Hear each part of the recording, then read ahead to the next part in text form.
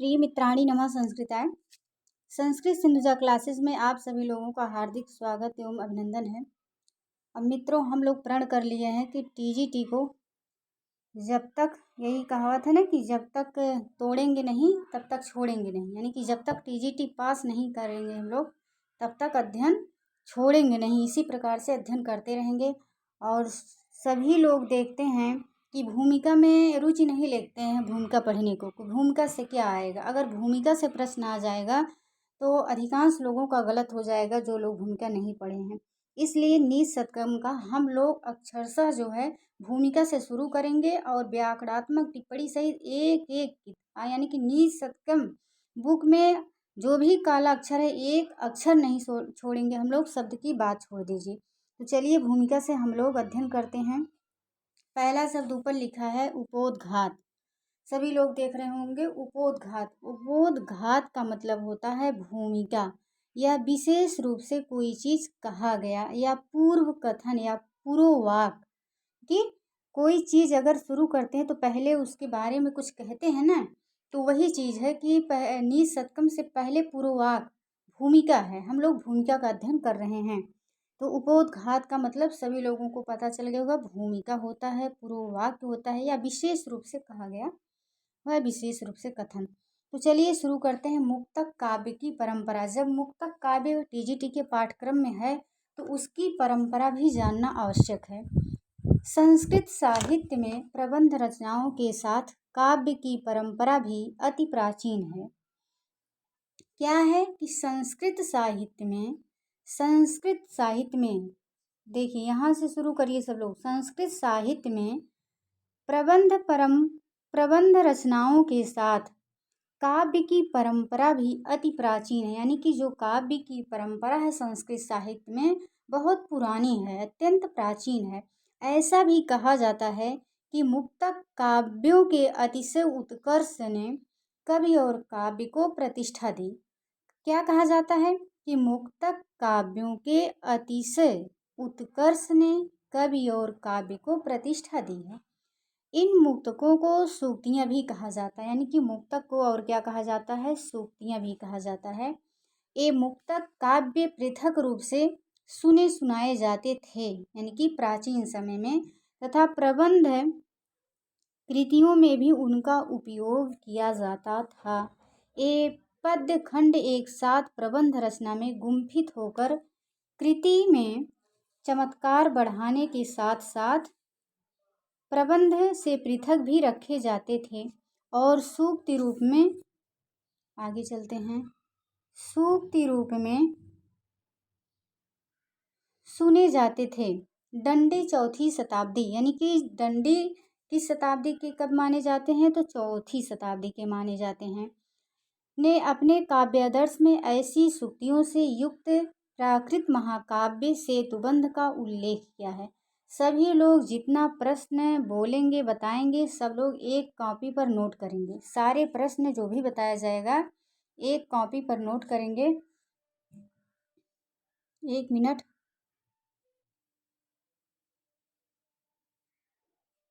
थोड़ा डिस्टरबेंस हो गया है, सही हो जाएगा।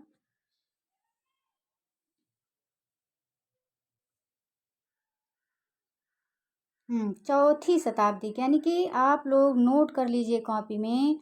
दंडी का समय क्या है, तो चौथी शताब्दी है। ने काव्यादर्श में ऐसी सूक्तियों युक्त प्राकृत महाकाव्य सेतुबंध का उल्लेख किया है। अब यहाँ से दो प्रश्न आप लोगों को मिल गया। दंडी का समय चौथी शताब्दी और काव्यादर्श किसकी रचना है, तो दंडी की रचना है। और सबसे पहले सूक्ति वाक्यों का, यानी कि जो हम लोग मुक्तक काव्य कह रहे हैं उसका उल्लेख कहाँ मिलता है, दंडी ने अपने काव्यादर्श में किया है। और किसका किया, एक प्राकृत महाकाव्य सेतुबंध नाम का था, उसका उल्लेख उन्होंने अपने काव्यादर्श में किया है। इसी, अब यहाँ ये कहाँ किया है, नीचे आप देख सकते हैं रेफरेंस में दिया गया है कि काव्यादर्श के, यहाँ देख लीजिए। काव्यादर्श के प्रथम परिच्छेद के 34वें श्लोक में है, महाराष्ट्राश्रयां भाषां प्रकृष्टं प्राकृतं विदुः सागर सुक्ति रत्ना नाम सेतुबंधादि यन्मयम्। यहाँ सब लोग रेफरेंस में देख सकते हैं, यहाँ नीचे लिखा गया है।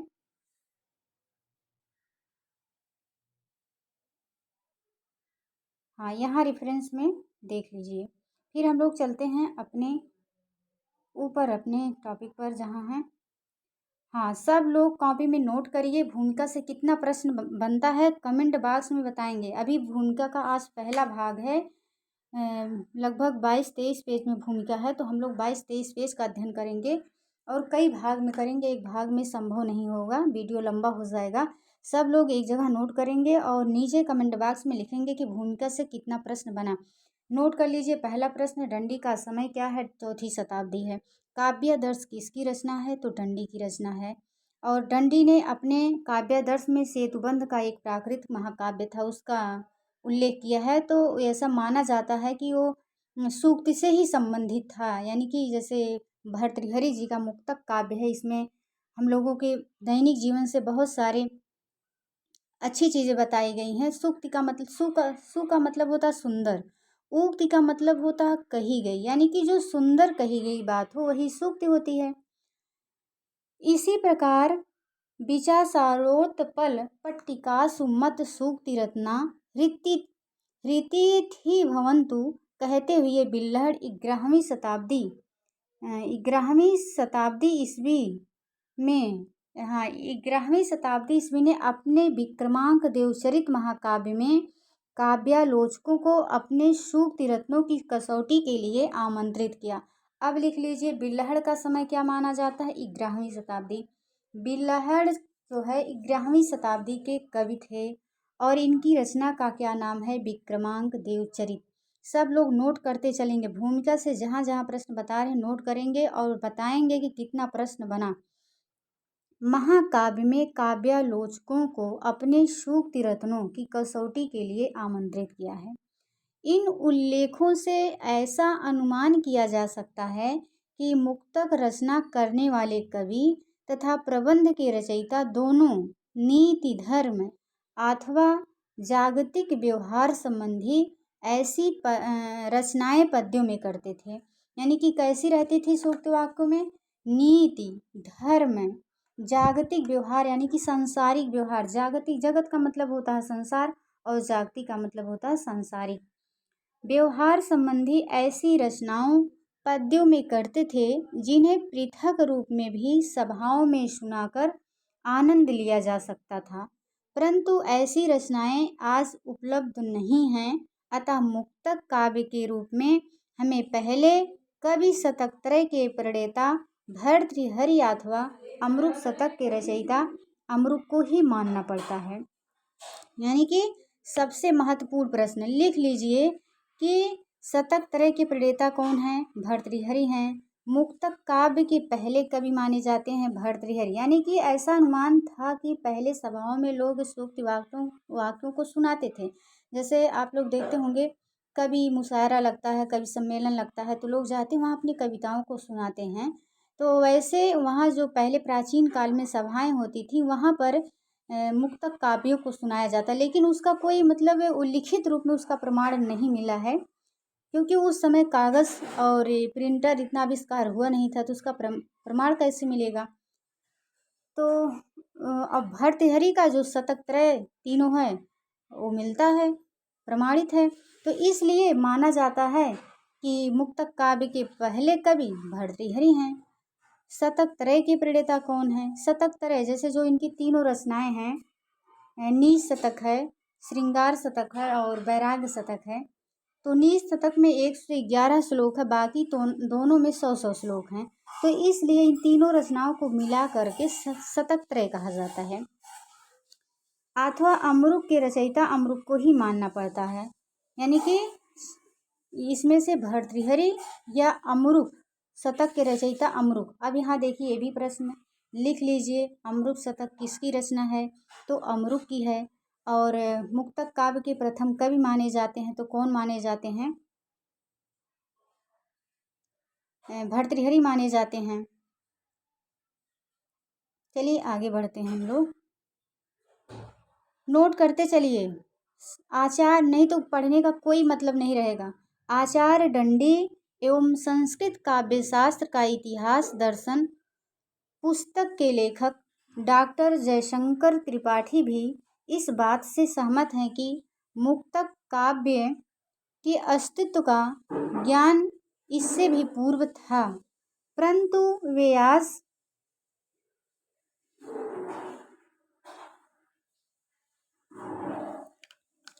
हाँ, यहाँ से फिर से एक बार देख लीजिए आप लोग। आचार्य दंडी एवं संस्कृत काव्यशास्त्र का इतिहास दर्शन। ये देखिए, आचार्य दंडी एवं संस्कृत काव्य दर्शन का इतिहास एक पुस्तक का नाम है। यहाँ से देखिए, यहाँ तक एक पुस्तक का नाम है, कॉमा लगा है यहाँ से और यहाँ तक, ये पुस्तक का नाम है। ये क्या है? पुस्तक का नाम है। पुस्तक का क्या नाम है? आचार्य दंडी एवं संस्कृत काव्य शास्त्र का इतिहास दर्शन। पुस्तक के लेखक जयशंकर प्रसाद त्रिपाठी। इस पुस्तक के लेखक कौन है? जयशंकर प्रसाद त्रिपाठी। इसको भी नोट करते चलिए। हम कुछ भी नहीं ऐसा हम लोग कह सकते हैं कि ये इम्पोर्टेंट है, नहीं पूछा जा सकता, सब नोट करेंगे। अगर आगे एक अच्छा शिक्षक बनना है तो सब कुछ पढ़ेंगे, गहराई से अध्ययन करेंगे। इस बात से सहमत है कि मुक्तक काव्य के अस्तित्व का ज्ञान इससे भी पूर्व था, परंतु वे आज उपलब्ध नहीं हैं। उनकी मान्यता है कि दंडी ने काव्यादर्श में जिस विदग्ध गोष्ठी की चर्चा की है उसमें कवि मुक्तक काव्य अथवा सूक्तियाँ ही पढ़ते थे। दंडी के पश्चात सम्राट समुद्रगुप्त को सूक्ति काव्यों का रचयिता माना जाता है। यानी कि दंडी पहले कौन माने जाते थे? दंडी। अब इसके बाद कौन माने जाते हैं? सम्राट समुद्रगुप्त को सूक्ति काव्यों का रचयिता माना जाता है। समुद्रगुप्त जो था वो संगीत प्रेमी था। इस बात का संकेत उनके प्रयाग स्तंभ के लेख में हुआ। और कहाँ हुआ है? उनके प्रयाग स्तंभ लेख में। अब ये बात आप लोगों को यहाँ जान लेना चाहिए, समझ लेना चाहिए। प्रयाग स्तंभ किसका है, किससे संबंधित है? तो समुद्रगुप्त से संबंधित है। कहाँ पर है? प्रयाग में है। प्रयाग स्तंभ नाम स्थान से ही इसका नाम पड़ा है, प्रयाग स्तंभ। उनकी सूक्तियाँ आदर्श मानी जाती थीं। डॉक्टर त्रिपाठी का मत है कि गुप्त सम्राट समुद्रगुप्त 320 से 378 ईस्वी काव्य एवं संगीत विद्या में रुचि रखने वाले थे। उनके प्रयाग अभिलेख 350 ईस्वी में प्रशंसा पूर्वक उन्हें सूक्ति मार्ग सूक्ति काव्य की रचना करने वाला कवि बताया गया है। अध्येयः सूक्ति मार्गः कविमति विभुओत सारणम चापि काव्यम। इससे स्पष्ट यह संकेत प्राप्त होता है कि चौथी शताब्दी ईस्वी में सूक्ति रचना के प्रति तत्कालीन राजाओं का आकर्षण इतना अधिक हो गया था कि सूक्तिकार होना सम्राट के लिए गौरव की बात थी। इस प्रकार समुद्रगुप्त के समकालीन वाकाटक सम्राट भी सूक्ति रचना में रुचि रखते थे, क्योंकि गाथा सप्तशती में प्रवरसेन और सर्वसेन के नाम से प्राकृत कथाएं संकलित हैं। ये दोनों राजा वाकाटक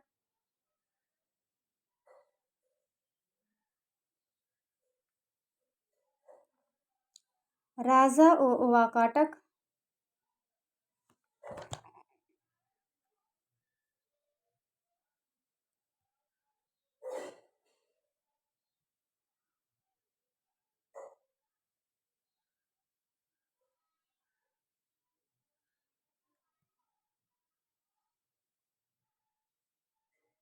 हाँ, राजा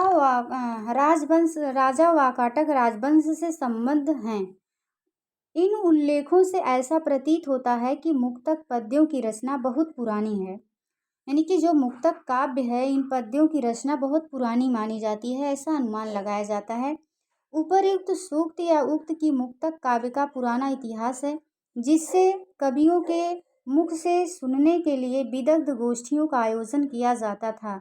विदग्ध गोष्ठीषु, एक बार चेक कर लें कहीं पेज छूटा तो नहीं, हमको छूटा लग रहा है। ये पहला पेज हो गया, दूसरा पेज हाँ, नहीं तो कहीं बीच में पेज छूट जाए तो फिर हम लोगों का छूट जाए कुछ महत्वपूर्ण चीज़ें। हाँ, उपर्युक्त सूक्त या उक्ति ही मुक्तक काव्य का पुराना इतिहास है, जिसे कवियों के मुख से सुनने के लिए विदग्ध गोष्ठियों का आयोजन किया जाता था। विदग्ध गोष्ठी सुमुख से सुनने के लिए विदग्ध गोष्ठियों का आयोजन किया जाता था। विदग्ध गोष्ठीषु विहर्तुमीशते। यही नहीं, सरस्वती की उपासना करके ऐसे मुक्तक काव्यों की रचना हेतु आशीर्वाद लिया जाता था। राजशेखर की काव्य मीमांसा में संग्रहित एक श्लोक में भी सरस्वती माँ को सूक्त धेनु कहकर संबोधित किया गया। किसको? सरस्वती माँ को सूक्त धेनु कह करके संबोधित किया गया। अब यहाँ नोट कर लीजिए, काव्य मीमांसा किसकी रचना है? काव्य मीमांसा किसकी रचना है? राजशेखर की रचना है। नोट कर लीजिए आप लोग। अब काव्य मीमांसा में क्या कहा गया है? सरस्वती माँ को सूक्त धेनु कहकर संबोधित किया गया है। या दुग्धापि न दुग्धेयो कवि दोग्धृभिः अन्वहं हृदि न सन्निधत्तां सा सूक्त धेनुः सरस्वती। ये कहाँ कहा गया है? काव्य मीमांसा में कहा गया है। काव्य मीमांसा किसकी रचना है? राजशेखर की रचना। पुनः पुनः सुन लीजिए आप लोग, बार बार सुनिए। काव्य मीमांसा किसकी रचना है? राजशेखर की रचना है। नोट करते चलेंगे। भूमिका का प्रश्न अलग नोट करेंगे सभी लोग। मुक्तक काव्य की रचना करने वालों की कवि परंपरा सामान्यतः संस्कृत, प्राकृत और अपभ्रंश भाषाओं में चली आई हैं। संस्कृत में मुक्तक काव्य लिखने वालों में भर्तृहरि, अमरुक, अभिनंदन, योगेश्वर, तुगांक के नाम विशेषण उल्लेखनीय हैं। ऐसे ग्रंथों का संकलन प्राचीन काल में किए गए हैं। अब यहाँ से भी देखिए प्रश्न बन सकता है। नाम तो जानते रहिए सब लोग। ये मुक्तक काव्य के कवि माने जाते हैं कौन कौन? दे देगा ऑप्शन में 3 नाम दे देगा। जो इतने नाम दिए गए हैं इनमें से 3 नाम दे देगा, एक नाम किसी और का दे देगा। उसमें से पूछ लेगा कि मुक्तक काव्य के कौन नहीं माने जाते हैं। तो कौन कौन है? भर्तृहरि माने जाते हैं, अमरुक माने जाते हैं और अभिनंदन माने जाते हैं, योगेश्वर माने जाते हैं, तुंगांक माने जाते हैं। ये क्या माने जाते हैं? मुक्तक काव्य के रचयिता माने जाते हैं। ये लोग मुक्तक काव्य की रचना किए हैं। ऐसे ग्रंथों का संकलन प्राचीन काल में किए गए हैं। इनमें कवींद्र वचन समुच्चय, सदूक्ति करणामृत, सुभाषित मुक्तावली, सुभाषितावली, सुभाषित रत्न भंडागार, सारंगधर पद्धति आदि उल्लेखनीय है। अब ये आप लोग नाम नोट कर लीजिए। नोट क्या जानते, इसको नोट नहीं करना, इसको जानते रहिए कि किससे संबंधित हैं। ये सब इसमें सूक्तियों का संग्रह है। जो पुस्तकों का नाम दिया गया है इसमें सब सूक्तियों का संग्रह है। जैसे आपका नीति शतक है, इसमें बहुत बातें जीवन में हम लोगों को व्यवहारिक रूप से अपने जीवन में उतारने लायक हैं, बहुत महत्वपूर्ण बातें हैं। कवींद्र वचन समुच्चय, सदूक्ति करणामृत, सुभाषित मुक्तावली, सुभाषितावली, सुभाषित रत्न भंडागार, सारंगधर पद्धति। इनके अतिरिक्त नीति धर्म से संबद्ध मुक्तकों की भी संस्कृत में अनेक रचनाएं मिलती हैं। इन मुक्तक काव्यों को आचार्यों ने अत्यधिक सम्मान किया है। आनंदवर्धन, मम्मट, कुंतक आदि ने तो ऐसे मुक्तकों को अपने लक्षण ग्रंथों में उद्धृत किया है और उनके काव्य गुणों की भूरि भूरि प्रशंसा की है। यानी कि कौन कौन? इन मुक्तक काव्यों को आचार्यों ने अत्यधिक सम्मान दिया।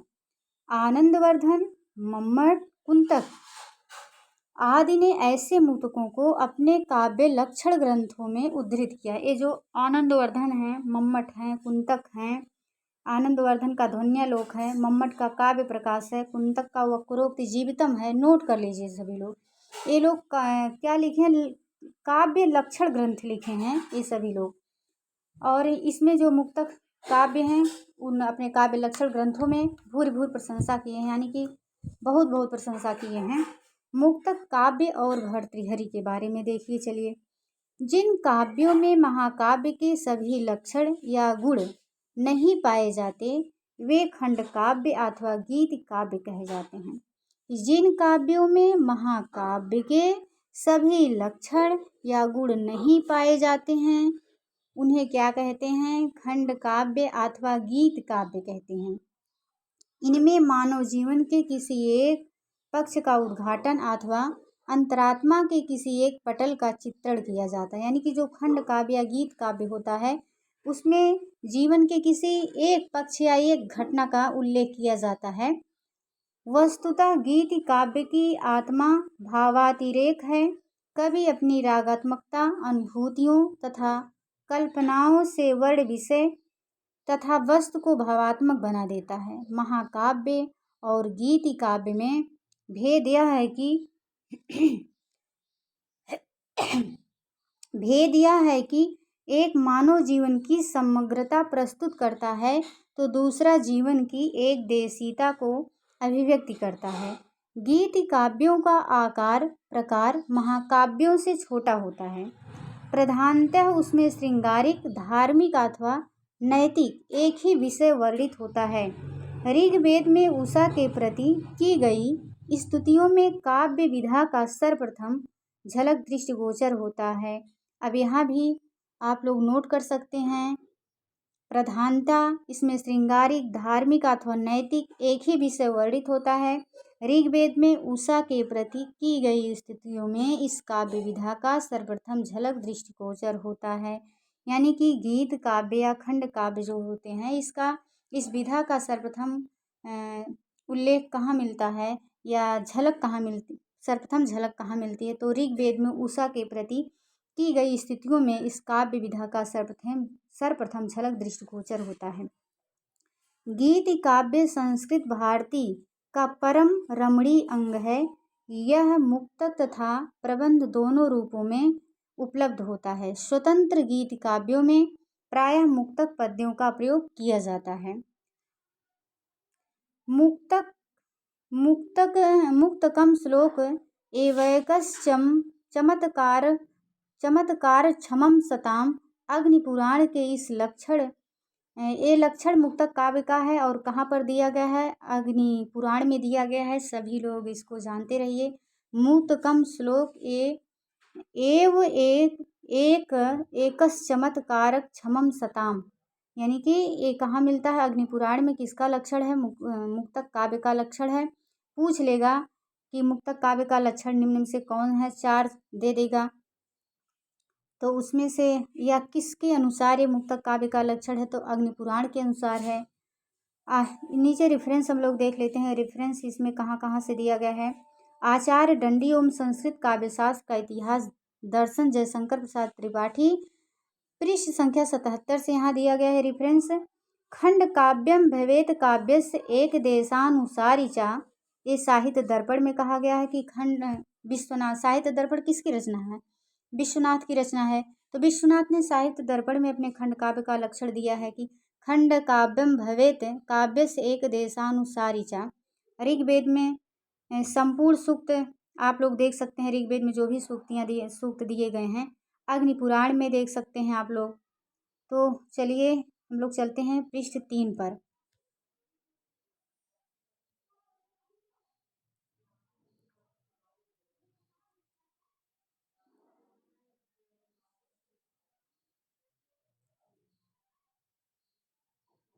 अग्निपुराण के लक्षण के अनुसार मुक्तक काव्य वह काव्य विधा है जिसका प्रत्येक पद्य श्लोक स्वतंत्र रूप से अपने सर्वांगीण अर्थ को प्रकाशित कर सहृदयों के हृदय में चमत्कार उत्पन्न करता है। कहाँ कहा गया है, अग्निपुराण के एक खंड काव्य मुक्तक काव्य के लक्षण में कहा गया है कि इस काव्य विधा का जिसका प्रत्येक पद्य श्लोक स्वतंत्र रूप से अपने सर्वांगीण अर्थ को प्रकाशित कर सहृदयों के हृदय में चमत्कार उत्पन्न करता है, इसके एक पद्य का दूसरे पद्य के साथ कोई संबंध नहीं होता है। जैसे आप लोग देखेंगे किरातार्जुनीयम पढ़ेंगे, माघ का शिशुपाल वध पढ़ेंगे, उत्तर रामचरितम पढ़ेंगे, तो उसमें कहानी जुड़ी है। यानी कि जो एक पैराग्राफ आप पढ़ेंगे, एक श्लोक पढ़ेंगे, उसके आगे भी कहानी। और आप भर्तृहरि के मुक्तक काव्य जो निशतक है उसको पढ़ेंगे तो एक श्लोक में जो एक प्रसंग उनका आता है समाप्त हो जाता है एक छंद में।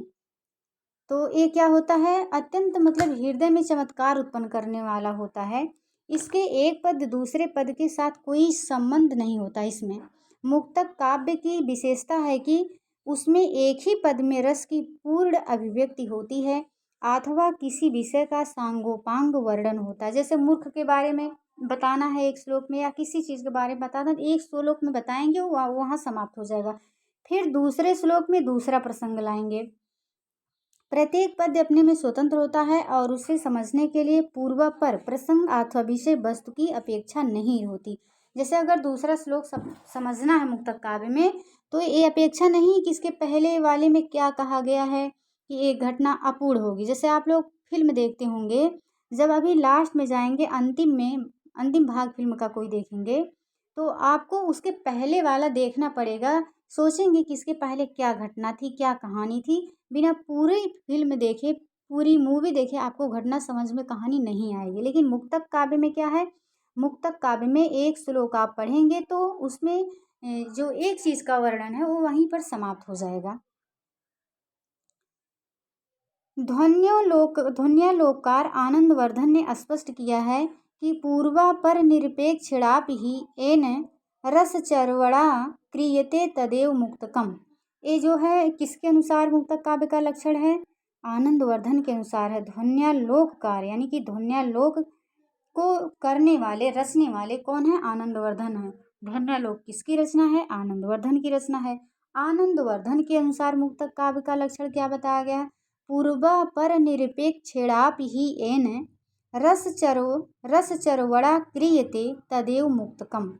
इस प्रकार अर्थ प्रकाशन के लिए एक दूसरे की अपेक्षा न रखने वाले स्वतंत्र पद मुक्तक कहे जाते हैं। मुक्तक के दो प्रधान भेद माने गए हैं, लौकिक तथा धार्मिक। लौकिक मुक्तक लोक के विविध विषयों के विधान से संबंध रखते हैं तथा धार्मिक मुक्तक स्त्रोत देवता विशेष की स्थिति से संबंध रखते हैं। संस्कृत साहित्य का संपूर्ण स्तोत्र साहित्य धार्मिक मुक्तक के अंतर्गत आता है, जिसमें शिव स्तोत्र, दुर्गा स्तोत्र आदि प्रमुख हैं। भर्तृहरि के तीनों शतक, नीति शतक, श्रृंगार शतक व वैराग्य शतक लौकिक मुक्तक हैं। इसमें यानी कि लौकिक बातें बताई गई हैं। तीनों शतकों में केवल प्रकरण की दृष्टि से एकता है, अन्यथा इनका प्रत्येक पद श्लोक अपने में स्वतः पूर्ण है और स्वतंत्र रूप से अकेला ही रस चर्वणा में समर्थ है। इनमें प्रकरण की दृष्टि से श्रृंगारिक पद्यों को श्रृंगार शतक में, वैराग्य से संबंध पद वैराग शतक में तथा नीति परक पद्य नीति शतक में रखे गए हैं। निस्संदेह ऐसा कहा जा सकता है कि नीति रत्न, नीति प्रदीप, नीति सार, चाणक्य नीति आदि नीति विषयक सभी सूक्त्यात्मक पद्य संग्रहों में भर्तृहरि का नीति शतक सर्वश्रेष्ठ है। अब चाणक्य नीति आप लोग जानते हुए होंगे। चाणक्य नीति में भी चाणक्य ने जीवन से संबंधित व्यवहारिक चीज़ें बताई है, बहुत अच्छी अच्छी। आप लोगों को पता, आप लोग पढ़ भी रहे होंगे। इस समय सर जो है चाणक्य बैच चला रहे हैं, उसमें चाणक्य नीति से एक एक श्लोक डेली रखते हैं और बहुत अच्छे रहते हैं, तो पढ़ना चाहिए हम लोगों को। चलिए भर्तृहरि का समय और जीवन वृत्त पर चलते हैं। कहिए तो यहीं पर विराम ले लेते हैं, वीडियो लंबा हो जाएगा। चलिए देख लेते हैं, थोड़ा सा और आगे बढ़ते हैं। भर्तृहरि का समय व जीवन वृत्त। प्राचीन अन्य संस्कृत कवियों की भांति भर्तृहरि ने भी अपने समय का निर्देश नहीं किया है। अतः शतक त्रय, श्रृंगार शतक, वैराग शतक और नीति शतक के रचयिता महाकवि भर्तृहरि का जीवन और उनका समय अभी तक अनिश्चित है। दंत कथाओं के आधार पर उन्हें उज्जैन के प्रसिद्ध सम्राट तथा विक्रम संवत के प्रवर्तक महाराज विक्रमादित्य का ज्येष्ठ भाई माना जाता। अब यहाँ भी आप लोग नोट कर सकते हैं कि ये किसके बड़े भाई माने जाते हैं, तो किसके माने जाते हैं, विक्रम संवत के प्रवर्तक महाराजा विक्रमादित्य के ज्येष्ठ यानी कि बड़े भाई माने जाते हैं। कौन, भर्तृहरि जी माने जाते हैं। और ये कहाँ के राजा थे, उज्जैन के प्रसिद्ध सम्राट थे। ऐसी कथा प्रचलित है कि भर्तृहरि एक नीत कुशल प्रजापालक राजा थे। उनके राज में प्रजा सर्वदा सुखी थी। उनका शासन प्रबंध इतना उत्तम था कि राज्य के संपूर्ण कार्य सुचारू ढंग से चलते थे। समय का चक्र बदला और राजा भर्तृहरि ने पिंगला नामक एक रूपवती कन्या से विवाह किया। अब यहाँ भी प्रश्न है, यानी कि भर्तृहरि का विवाह किसके साथ हुआ था? पिंगला का। नोट कर लीजिए सभी लोग। उसके रूप यौवन पर अधिक आसक्त होकर उन्होंने उसे महारानी के पद पर बैठा दिया। वे धीरे धीरे महारानी के साथ भोग विलास में अत्यधिक लिप्त रहने लगे और राजकार्यों से विमुख हो गए। मंत्री अपनी इच्छा अनुसार राजकार्य चलाते थे। राजा भर्तृहरि किसी विशेष समय पर राजसभा में बैठते थे। एक दिन वे राजसभा में विराजमान थे। ठीक उसी समय एक तपस्वी ब्राह्मण आकर उन्हें एक अमर फल प्रदान किया। उन्होंने महारानी पिंगला को सदा अमर तथा अक्षुण यौवना बनी रहने के लिए वह फल उन्हें दे दिया। परंतु महारानी स्वयं महामंत्री के प्यार में आसक्त होने के कारण, अब देखिए, जो राजा भर्तृहरि थे पिंगला को बहुत प्यार करते थे और जो वह ब्राह्मण उनको अमर फल दिया कि राजा आप इस फल को खा करके यानी कि बहुत दिनों तक आप यंग यानी कि युवा बने रहेंगे। तो राजा ने सोचा कि हम अपनी रानी को दे देते हैं, रानी हमारी बहुत दिनों तक जवान युवा बनी रहेंगी। तो इसलिए राजा ने रानी को दिया और जो रानी थी, महारानी जी थी, एक महामंत्री था, उस पर आसक्त थी, उस महामंत्री से प्यार करती थी पिंगला। आगे चलते हैं अगले पृष्ठ पर हम लोग।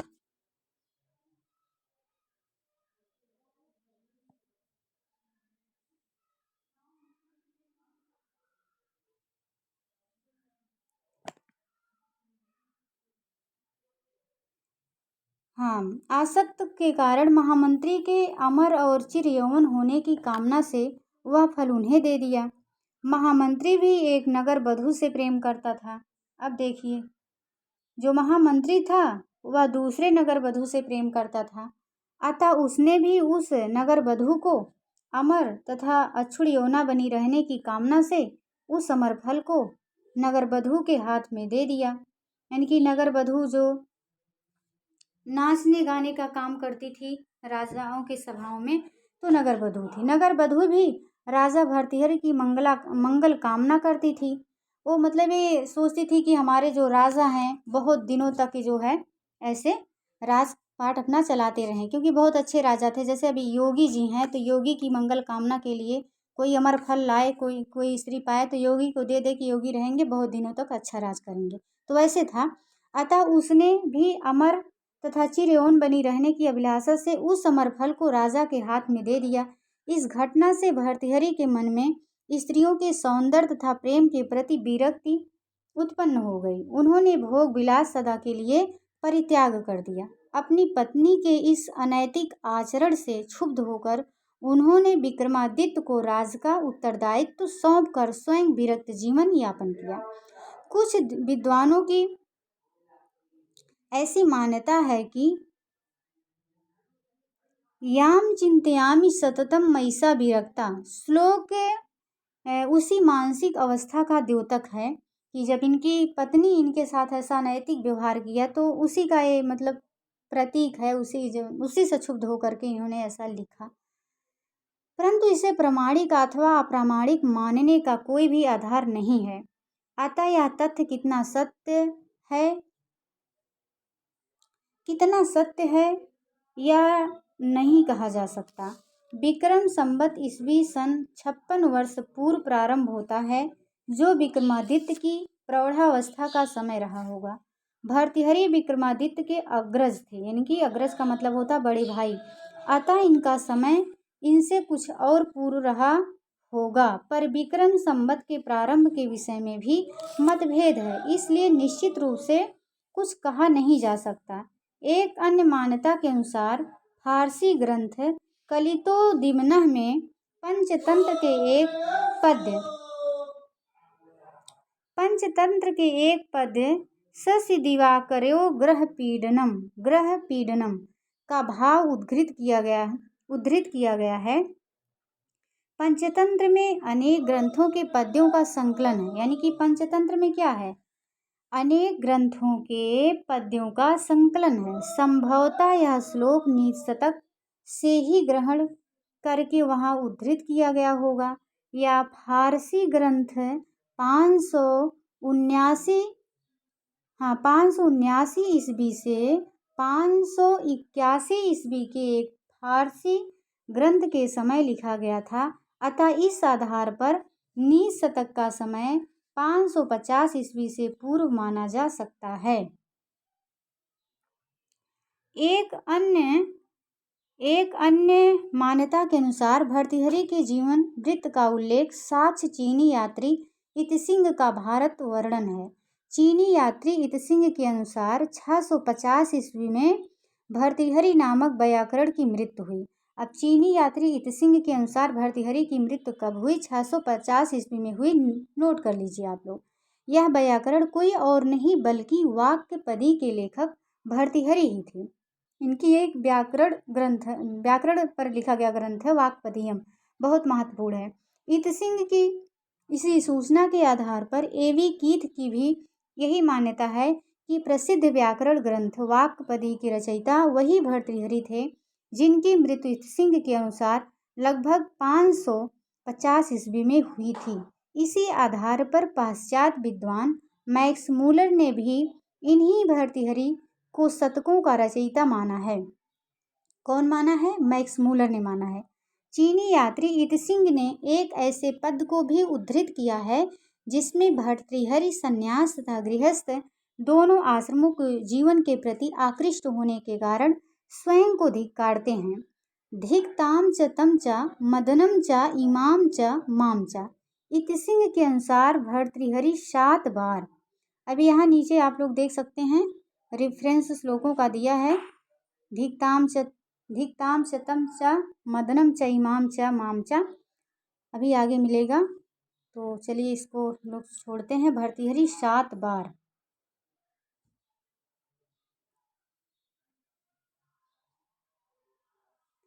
हाँ, भर्तृहरि 7 बार गृहस्थ और वानप्रस्थ के मध्य भटकते रहे, परंतु यह कल्पना संभवतः श्रृंगार शतक और वैराग्य शतक के परस्पर विरोधी भावों को दृष्टि में रखकर कही गई प्रतीत होती है।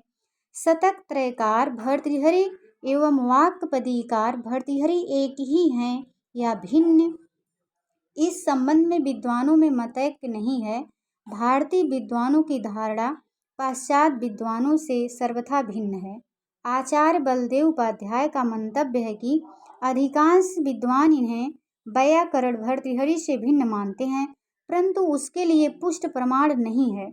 संस्कृत साहित्य का इतिहास पृष्ठ संख्या 335 डॉक्टर राम सुरेश त्रिपाठी ने भी अपनी पुस्तक संस्कृत व्याकरण दर्शन पृष्ठ संख्या 25 में बलदेव उपाध्याय की ही भांति ऐसा माना है कि इन ग्रंथों शतकत्रय को भर्तृहरि ने लिखा था, ऐसा सुना जाता है, परंतु ठोस प्रमाण के अभाव में इन ग्रंथों को वैयाकरण भर्तृहरि की रचना नहीं माना जा सकता। युधिष्ठिर मीमांसक ने भी संस्कृत व्याकरण शास्त्र का इतिहास, यहाँ वैयाकरण शब्द आया है। वैयाकरण मतलब जो व्याकरण को जानने वाले होते हैं, इसमें अड़ प्रत्यय लगा करके वैयाकरण बना है, तो जानते रहिए वैयाकरण में अड़ प्रत्यय है। हाँ, संस्कृत व्याकरण शास्त्र का इतिहास भाग 1 पृष्ठ संख्या 399। कहीं छूट तो नहीं गया कोई वाक्य?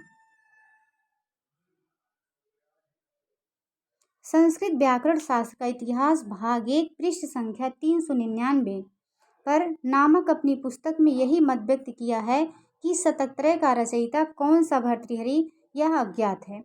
इसके साथ साथ उनका यह विचार है कि गणरत्न महोदधि में उद्धृत पद का संकेत निशतक के याम चिंतयामि सततम मयिषा विरक्ता श्लोक की ओर हो सकता है। यदि यह कल्पना उचित हो तो नीति शतक आद्य भर्तृहरि की रचना मानी जानी चाहिए। संस्कृत व्याकरण शास्त्र का इतिहास भाग 1 पृष्ठ संख्या 400। इसके अतिरिक्त भर्तृहरि बौद्ध थे या वैदिक धर्मावलंबी, इस विषय में अपना मत देते हुए वाक्पदी के प्रस्तावना में प्रोफेसर भागीरथ प्रसाद त्रिपाठी वागीश ने ऐसा विचार व्यक्त किया है कि वल्लभी प्रदेश में प्राकृत भाषा की प्रधानता के कारण स्वामी पद के स्थान पर प्रयुक्त भर्तृहरि शब्द को भट्टी नाम से जाना जाता था। संभवतः इसी कारण इतिसिंह ने उस भट्टी के निधन को सुनकर वैयाकरण भर्तृहरि के नाम से अपने ग्रंथ का उल्लेख किया हो। प्रोफेसर वागीश शास्त्री ने स्पष्ट शब्दों में यह उल्लेख किया है कि इतिसिंह द्वारा स्मृत वाक्पदीकार भर्तृहरि न होकर भट्टी शब्द से प्रसिद्ध वल्लभी के भर्तृहरि ही बौद्ध रहे होंगे। युधिष्ठिर मीमांसक भी प्रोफेसर वागीश के मत से एक मत हैं और ऐसा स्वीकार करते हैं कि इतिसिंह ने वल्लभी निवासी किसी भर्तृहरि की मृत्यु को सुनकर उसका उल्लेख कर दिया होगा।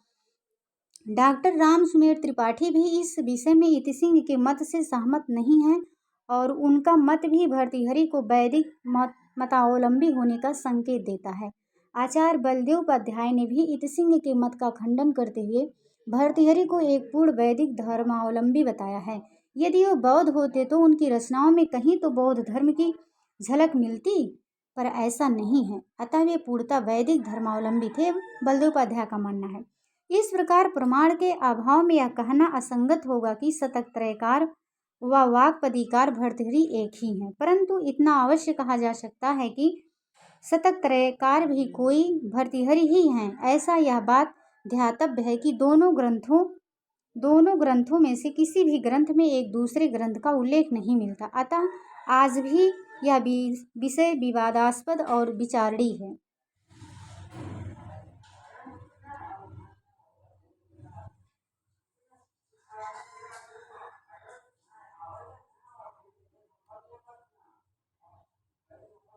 भर्तृहरि का काल भी विवादास्पद है। प्रायः विद्वान इतिसिंह के वृत्तांत के आधार पर इनका समय 650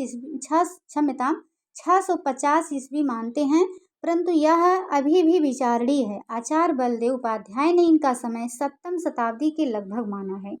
एक अन्य मत के अनुसार यदि भर्तृहरि उन्हीं विक्रमादित्य के भाई थे जिन्होंने 644 ईस्वी में कहरूर के युद्ध में हुड़ों को परास्त किया था, तो उनका समय 6वीं शताब्दी का उत्तरार्ध माना जा सकता है। यहाँ फिर से पढ़ लीजिए आप लोग। आचार्य बलदेवोपाध्याय ने इनका समय 7वीं शताब्दी के लगभग माना है। किसका? भर्तृहरि का। बलदेव इनका समय क्या मानते हैं? 7वीं शताब्दी के लगभग मानते हैं। एक अन्य मत के अनुसार यदि भर्तृहरि उन्हीं विक्रमादित्य के भाई थे जिन्होंने 644 ईस्वी में कहरूर के युद्ध में हुड़ों का, यानी कि कहरूर का युद्ध कब हुआ था? 644 ईस्वी में हुआ था। तो कहकर युद्ध में हुड़ों को परास्त किया था, तो उनका समय 6वीं शताब्दी का उत्तरार्ध माना जाता है। जनश्रुतियों के आधार पर गंधर्व सेन को भर्तृहरि का पिता माना जाता है। अब भर्तृहरि के पिता कौन माने जाते हैं? गंधर्व सेन माने जाते हैं। नोट कर लीजिए। उनकी दूसरी पत्नी से विक्रमादित्य का जन्म हुआ था, यानी कि गंधर्व सेन की 2 पत्नियां थीं और दूसरी पत्नी से विक्रमादित्य का जन्म हुआ था, जो मालवा की राजधानी धारा के अध्यक्ष की पुत्री थी। इसी प्रकार उन साक्ष्यों के आधार पर यह अनुमान किया जा सकता है कि भर्तृहरि 550 ईस्वी से पूर्व हुए थे। वस्तुतः यह अनुमान ही है, क्योंकि प्रमाण के अभाव में इसके विषय में निश्चित रूप से कुछ भी कहना कठिन है और उनके विषय में जो अनेक जनश्रुतियाँ अथवा कथाएं प्रचलित हैं उनमें कोई निश्चित सीमा का संकेत भी प्राप्त नहीं होता। अतः उनके विषय में निश्चयन कुछ भी नहीं कहा जा सकता। भर्तृहरि के युग की राजनीतिक अवस्था अब यहाँ से हम लोग किसी दूसरे वीडियो में अध्ययन करेंगे। आज के लिए बस इतना।